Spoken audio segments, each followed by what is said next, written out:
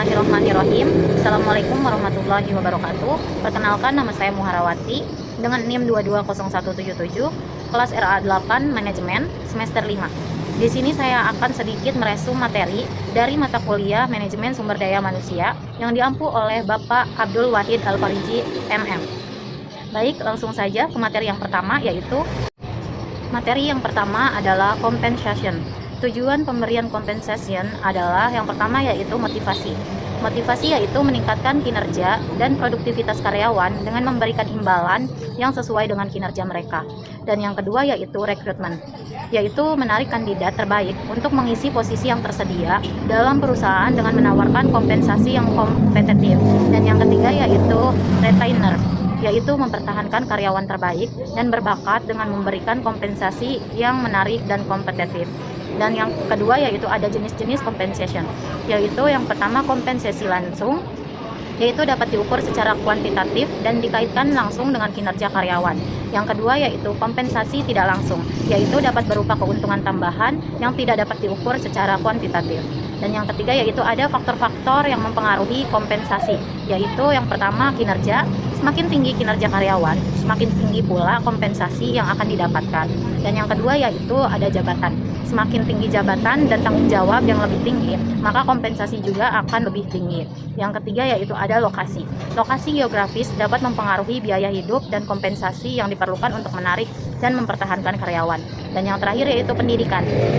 Tingkat pendidikan yang lebih tinggi biasanya terkait kualifikasi dan keahlian yang lebih tinggi, sehingga berpotensi mendapatkan kompensasi yang lebih tinggi. Terus ada perhitungan kompensasi berdasarkan jabatan, yaitu ada gaji pokok, bonus, dan tunjangan. Selanjutnya yaitu kompensasi dan motivasi karyawan. Yang pertama adalah kompensasi yang adil dan kompetitif, memotivasi karyawan untuk meningkatkan kinerja dan mencapai target yang ditentukan. Yang kedua yaitu motivasi yang tinggi, meningkatkan produktivitas dan kualitas kerja. Karyawan akan merasa lebih terdorong untuk memberikan yang terbaik. Yang ketiga yaitu motivasi yang terjaga, menghasilkan lingkungan kerja yang positif dan harmonis sehingga meningkatkan kepuasan kerja karyawan. Selanjutnya yaitu ada peran kompensasi dan retainment. Yang pertama yaitu karyawan kompensasi, kompetitif dan menarik, membantu perusahaan dalam mempertahankan karyawan terbaik dan berbakatnya. Yang kedua yaitu karyawan yang merasa dihargai dan terpenuhi kebutuhannya akan cenderung tetap setia kepada perusahaan. Dan yang ketiga yaitu retainer. Karyawan yang tinggi dapat mengurangi biaya rekrutmen dan pelatihan karyawan baru, sehingga meningkatkan efisiensi perusahaan. Materi yang kedua adalah proteksi SDM, menjaga aset penting perusahaan. SDM adalah aset penting perusahaan yang terdiri dari karyawan, pekerja, dan tenaga kerja. Mereka memiliki peran penting dalam keberhasilan organisasi. Menjaga SDM berarti melindungi talenta, keahlian, kontribusi yang berharga. Ini penting untuk produktivitas dan pertumbuhan perusahaan. Selanjutnya yaitu ada perlindungan hukum. Yang pertama yaitu Undang-Undang Ketenagakerjaan, yang kedua adalah Peraturan Perlindungan Data Pribadi, dan yang ketiga yaitu Asuransi Ketenagakerjaan. Selanjutnya ada hak dan kewajiban.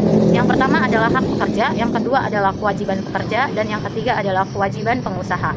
Selanjutnya ada budaya organisasi yang sehat. Yang pertama itu membantu nilai-nilai etika dan moral yang kuat dalam organisasi. Yang kedua adalah membangun komunikasi yang transparan dan jujur antara manajemen dan karyawan. Dan yang ketiga adalah membangun budaya saling menghormati dan toleransi di antara karyawan. Yang keempat adalah mendorong karyawan untuk bertanggung jawab atas tindakan dan keputusan mereka. Selanjutnya ada strategi pencegahan, mencegah sebelum terjadi. Yang pertama yaitu ada pelatihan. Memberikan pelatihan tentang etika, anti diskriminasi, dan tata cara penanganan masalah. Yang kedua yaitu kebijakan. Membangun dan menerapkan kebijakan yang jelas tentang proteksi SDM. Yang ketiga yaitu ada sistem pelaporan. Membangun sistem pelaporan yang mudah dan aman untuk karyawan. Selanjutnya yaitu langkah penanganan, respon yang tepat. Yang pertama yaitu ada identifikasi. Identifikasi masalah dengan cepat dan akurat. Yang kedua adalah investigasi. Lakukan investigasi yang fair dan menyeluruh. Dan yang ketiga yaitu tindakan disiplin. Ambil tindakan disiplin yang sesuai dengan peraturan perusahaan. Yang keempat yaitu rekonsiliasi. Usahakan untuk mencapai rekonsiliasi antara pihak yang berkonflik. Materi yang ketiga yaitu membangun komunikasi dan disiplin kerja. Pentingnya komunikasi yang efektif di tempat kerja yaitu yang pertama adalah meningkatkan efisiensi. Komunikasi yang baik memudahkan aliran informasi dan penyelesaian tugas dengan cepat dan akurat. Dan yang kedua yaitu mencegah kesalahpahaman. Komunikasi yang jelas menghindari misinterpretasi dan konflik yang dapat merugikan tim. Yang ketiga yaitu membangun hubungan yang kuat. Komunikasi yang terbuka dan jujur membangun rasa saling percaya dan kolaborasi. Selanjutnya yaitu ada teknik-teknik membangun komunikasi yang baik dengan rekan kerja. Yang pertama yaitu ada berkomunikasi dengan jelas. Yang kedua menjadi pendengar yang baik. Yang ketiga memberikan umpan balik. Dan yang keempat menjadi terbuka dan jujur. Selanjutnya yaitu mengatasi kendala dan komunikasi. Yang pertama itu ada kendala miskomunikasi. Cara mengatasinya yaitu ulangi informasi penting, gunakan bahasa yang jelas, dan pastikan semua orang memahami pesan yang sama. Yang kedua yaitu konflik. Selesaikan konflik dengan jelas. Selesaikan konflik dengan cara yang profesional, bersikap empati, dan cari solusi bersama. Yang ketiga yaitu kurangnya feedback.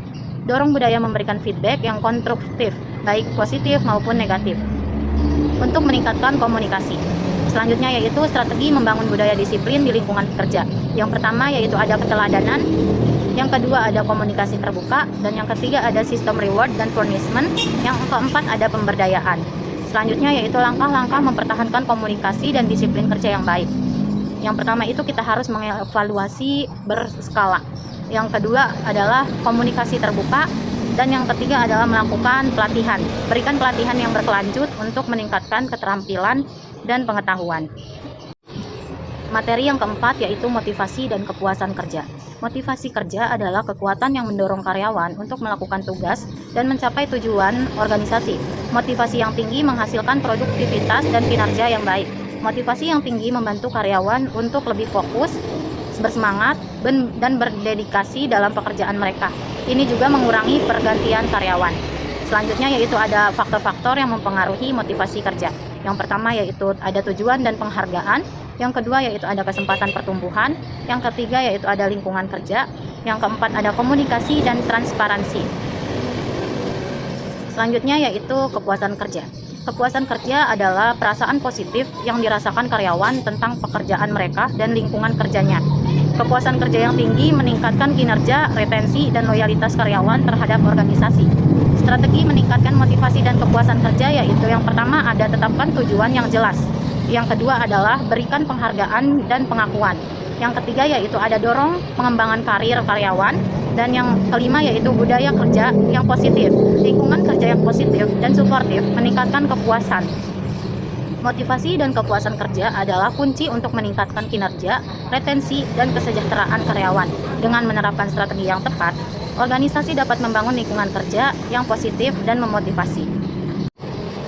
Materi yang kelima, yaitu membangun kinerja tim. Kerjasama tim merupakan kunci sukses dalam berbagai bidang, dari dunia bisnis hingga kehidupan sehari-hari. Membangun tim yang solid, efektif, dan humoris membutuhkan pemahaman dan strategi yang tepat. Pentingnya kerja tim. Yang pertama yaitu efisiensi.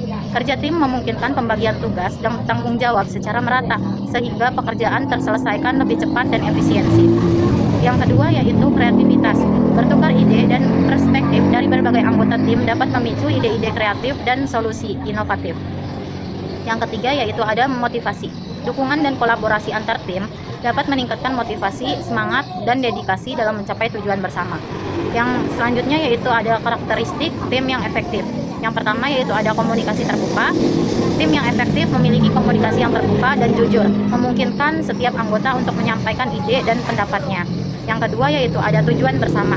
Semua anggota tim memiliki pemahaman yang sama tentang tujuan dan target yang ingin dicapai, menciptakan visi yang terarah. Yang ketiga yaitu adanya kepercayaan. Kepercayaan antar anggota tim sangat penting untuk membangun rasa aman, saling mendukung, dan kolaborasi yang harmonis. Yang keempat yaitu ada sinergi.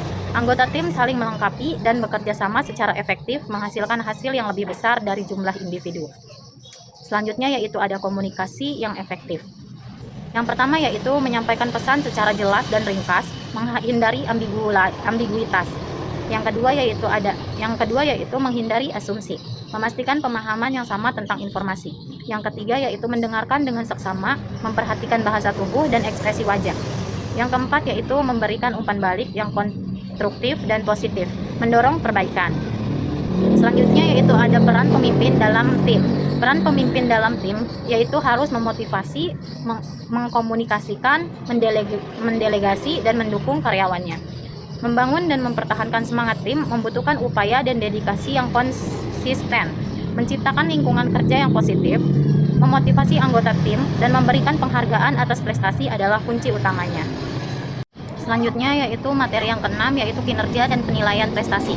Kinerja adalah hasil yang dicapai oleh karyawan dalam menjalankan tugas dan tanggung jawab sesuai dengan standar yang diterapkan. Selanjutnya yaitu penilaian prestasi. Proses sistematis untuk mengukur dan mengevaluasi dan memberikan umpan balik kepada karyawan mengenai kinerja mereka. Selanjutnya yaitu ada tujuan penilaian kinerja.